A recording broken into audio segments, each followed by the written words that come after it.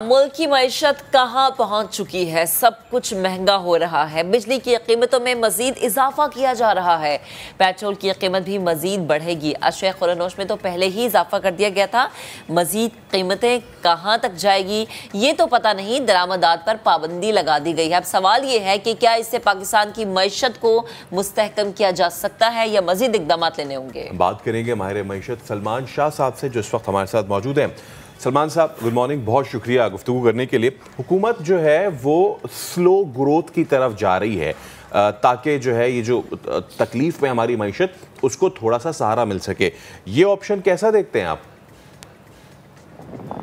देखिए, ये option basically इस वक्त जो पाकिस्तान के इश्यूज हैं वो ज़्यादा हमारे रिस्क हैं, पॉलिटिकल रिस्क। इंटरनेशनली हम देख रहे हैं कि हमारे जो बॉन्ड्स हैं और हमारे जो क्रेडिट डेट स्वैप्स एक होता है, उसका रिस्क प्रीमियम जो है वो 300-400 बेसिस पॉइंट से बढ़ के कोई 1700-1800 बेसिस पॉइंट्स पे पहुंचा हुआ है। इसका मतलब ये है कि पाकिस्तान की जो इकॉनमी है उसमें जितने भी आपके कर्जे हैं उनकी रीफाइनेंसिंग तकरीबन नामुमकिन। ठीक, ऑडियो में कुछ इशू आ रहा है। आई थिंक हम दोबारा राबता उनसे करने की कोशिश करते हैं। तो हम बात करें मुल्क की मईशत की। सब कुछ महंगा हो गया है और जब सब कुछ महंगा होता है ना तो आवाम की पहुंच से दूर हो जाती चीज़ें। अच्छा, एक वक्त होता था फैसल जब हम घर में ही कहते थे कि सब्जी बना लो, जरूर गोश्त खाना है। जब सब्जी महंगी हुई तो कहते थे दाल पे गुजारा कर लो। अब जब दाल भी महंगी है तो ये कहा जाता है कि अगर आपके पास एक रोटी है ना तो 4 भाई मिलके वो रोटी खा लें, यानी उसके 4 हिस्से कर लें और चारों भाई मिल बांट के खा लें। पेट भरना, ये मसावात का दर्ज दे रहे हैं ना, कितनी अच्छी बात है। बट अगेन वही हमारा सवाल कि अवाम ये कब से पूछते आ रहे हैं। हम भी जब आउटडोर पे जाते हैं तो अवाम हमसे पूछते हैं कि भाई आपको पता है क्या महंगाई कब खत्म होगी, खत्म ना सही कम कब होगी। तो हम भी यही सवाल आगे थ्रो कर देते हैं कि भाई बताया जाए महंगाई कब कम होगी। लेकिन अब सवाल ये उठना शुरू हो गया है कि जो बढ़ती महंगाई है इस पे फुल स्टॉप कब लगेगा। क्या ये फिगर यहीं रुक जाएंगे या आने वाले दिनों में हम ये देखेंगे कि पेट्रोल मजीद महंगा है, हम ये देखेंगे आने वाले दिनों में जी चीनी की कीमत और बढ़ गई है, हम ये देखेंगे कि सब्जी, गोश्त, दालें, फैसल सब कुछ बढ़ता ही जा रहा है। सलमान साहब, वहीं से कंटिन्यू कीजिएगा जहां से आप गुफ्तगू कर रहे थे, प्लीज। जी, मैं ये कह रहा था कि पाकिस्तान की इकॉनमी इस वक्त बड़ी मुश्किलात में है और उसके चंद वजह हैं। एक तो हमारे बैरून मुल्क कर्जे जो हैं वो बहुत ज़्यादा हैं और ये हिस्टोरिकली इस वक्त पीक पे हैं अब जो कर्जे हैं और उनकी सर्विसिंग करना बहुत मुश्किल है। और दूसरा ये है कि हमारे बिजली का निज़ाम जो है ये पाकिस्तान इस निज़ाम को अफोर्ड नहीं कर सकता, पर्टिकुलरली जब ये यूक्रेन की जंग की वजह से आलमी मंडियों में तेल की कीमत, गैस की कीमत, कोयले की कीमत बहुत ऊपर चली गई है। साथ साथ गंदम की कीमत जो है इस वक्त वो भी आसमान पे है। तो ये तमाम चीज़ें जो हैं ये हमारे लिए एक इम्पोर्टेड है हमारा सिलसिला जिस पे हम चलते हैं, तो वो बहुत मुश्किल हुआ है। तो इसलिए अब आपको IMF प्रोग्राम की ज़रूरत है और उनकी पहली शर्त जो है वो यही है कि आप बिजली की कीमतें पूरी तरह से रिकवर करें अपने सिस्टम में से। जो आपको कीमत पड़ती है वही आपने कीमत आवाम से लेनी है। पेट्रोलियम की कीमतें ठीक करें, पेट्रोल जितना पड़ता है वो उसी के मुताबिक आप चार्ज करेंगे, प्लस उस पर टैक्सेस भी कलेक्ट करेंगे। और साथ साथ IMF का ये भी है कि मालियाती खसारे जो हैं उनको भी कम किया जाएगा, बल्कि इतना कम किया जाएगा कि आपके तमाम अखराजात जो हैं वो रेवेन्यू से आएंगे और उससे भी फिर कुछ बचेगा तो उससे आप कर्जों की अदायगियाँ करेंगे। तो ये कोई 2-2.5 हज़ार अरब रुपए की एडजस्टमेंट है जो करनी है गवर्नमेंट ने, और वो कर पा नहीं रहे क्योंकि मिफ्ता साहब जो हैं वो घबराते हैं इस चीज़ से। उनको पहले मौका मिला था कि ये IMF के साथ अप्रैल में जब ये वाशिंगटन गए थे वहाँ पे ही डील सील कर लेते, लेकिन इन्होंने नहीं की। फिर दोहा में भी इनको मौका मिला, उधर भी नहीं हुई। और अब नज़र आ रहा है कि IMF जो है वो सब चीज़ें देखेगी, अप फ्रंट देखेगी, वो बजट को भी देखेगी, तो उसके बाद फिर वो बात करेंगे। तो वो पाकिस्तान की इकॉनमी के लिए बड़ा मुज़र है जी, कि इस वक्त हमें अनसर्टेनिटी ख़त्म करनी है। अनसर्टेनिटी जो है वो एक तो IMF प्रोग्राम की अनाउंसमेंट के साथ हो सकती है, जी, और दूसरा ये है कि हमारे जो मुल्क के अंदर पॉलिटिकल इंतशार हम फैला हुआ है, इसको भी कम करने की जरूरत बिल्कुल है। सलमान साहब, आप बिल्कुल सही कह रहे हैं, क्योंकि हमने देखा है कि जो भी गवर्नमेंट आती है ना, वो मईशत पे सियासत करती नजर आती है। जब हम IMF के प्रोग्राम की बात करते हैं, बहुत कड़ी शराइत है, लेकिन यहाँ पर कहीं फुल स्टॉप तो हमें नजर आएगा, कोई हल तो नजर आएगा। उस कड़ी शराइत में हमारी आम आवाम पिसती है, वो सवाल करती है, लेकिन जवाब नहीं मिलता। तो इसका कोई हल आपको नजर आ रहा है? देखें, ये मैंने आपको स्ट्रक्चरल डिफेक्ट तो बता दिए हैं पाकिस्तान की इकॉनमी के।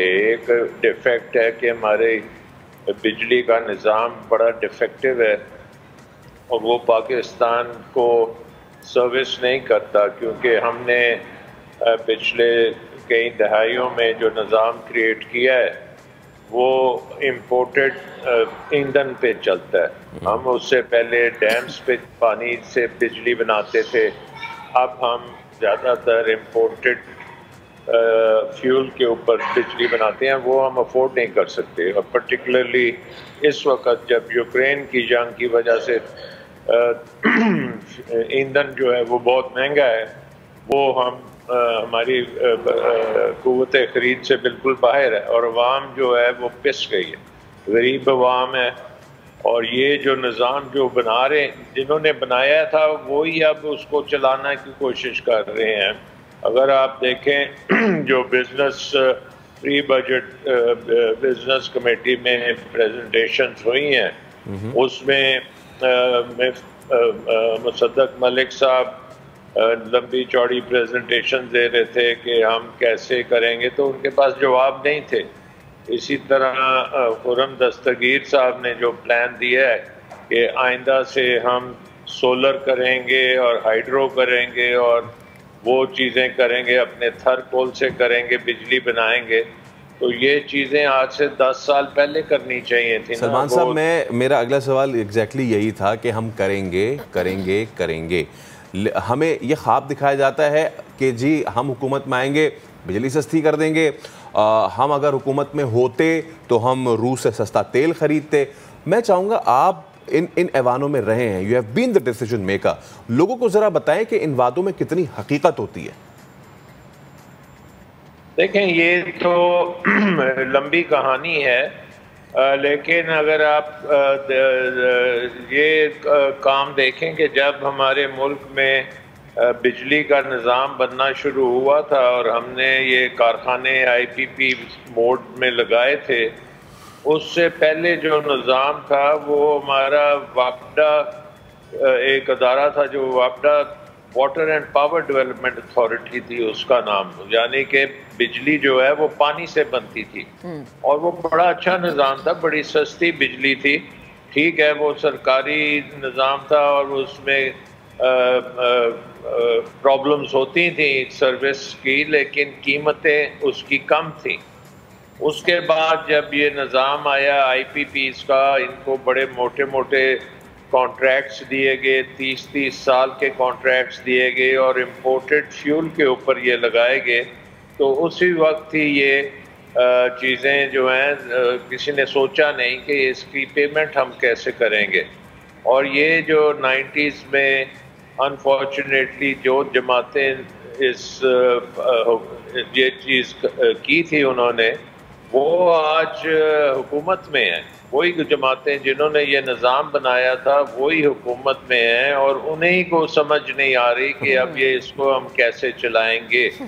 अब आई थिंक कि जो प्लान्स बन रहे हैं वो लंबी मुद्दत के हैं, वो शॉर्ट टर्म में आप उसका कुछ नहीं कर सकते।